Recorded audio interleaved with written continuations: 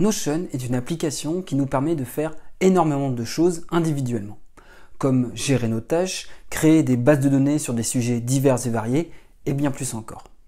Si vous ne connaissez pas l'application, je vous recommande avant d'aller plus loin de regarder la vidéo Notion, le guide pour bien débuter.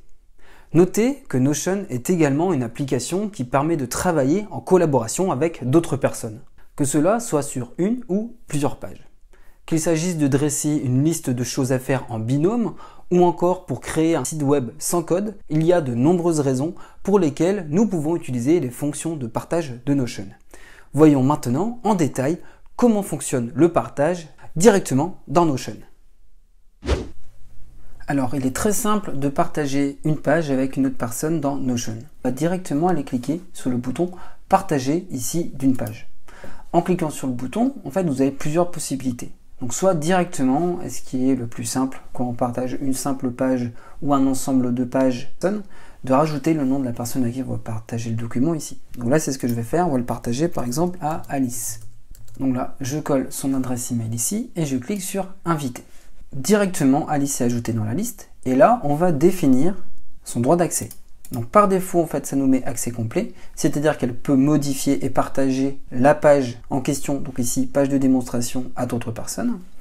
On peut également, mais alors pour cela, il faut avoir le forfait plus de Notion, modifier, mais ne pas partager avec d'autres personnes, ou sinon descendre tout de suite d'un cran. Donc là, Alice pourra simplement afficher et commenter, mais ne pas modifier, ou enfin, elle pourra simplement afficher, ni modifier, ni partager avec d'autres personnes. Donc voilà, donc soyez bien conscient ici, avant de partager, de choisir l'option la plus pertinente. Donc là ici, tant qu'on n'a pas la forfait plus, c'est soit en général l'accès complet, où on peut tout visualiser et modifier et partager à d'autres personnes, ou alors simplement par exemple, on va simplement afficher la page, mais également pouvoir commenter pour donner des suggestions par exemple. Donc là en fait, on vient de voir le partage le plus classique, c'est-à-dire de partage nominatif.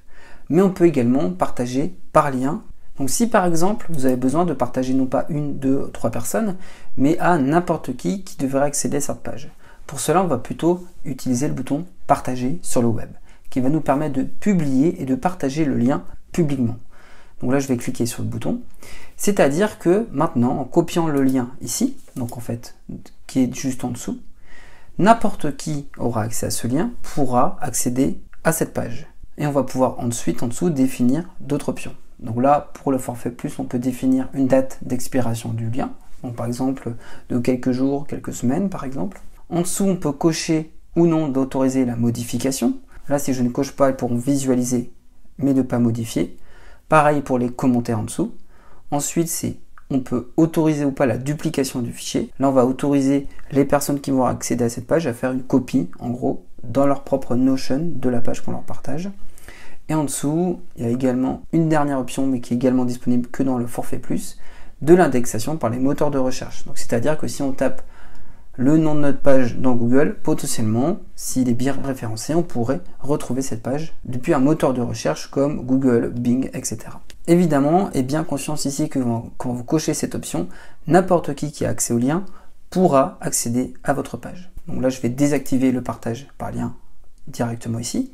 Là, en fait, j'ai partagé cette page à Alice, mais elle aura accès ici complet à la page, mais aux sous-pages. Donc on le voit, ici j'ai page de démonstration. Elle a bien accès à cette page, mais à celles qui sont en dessous.